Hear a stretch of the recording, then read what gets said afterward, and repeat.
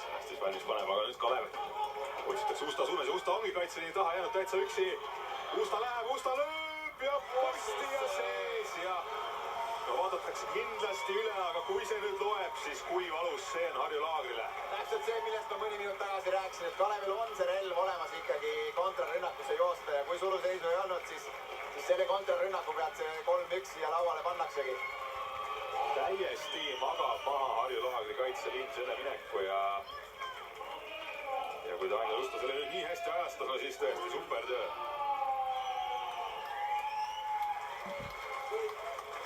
Ja ei ole, Kaevats katab ära. Andres Kaevats keskmise mehena oli sammu võrra allpool ja tundus küll, et katab ära.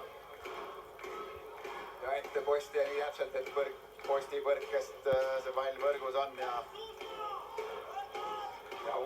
Usta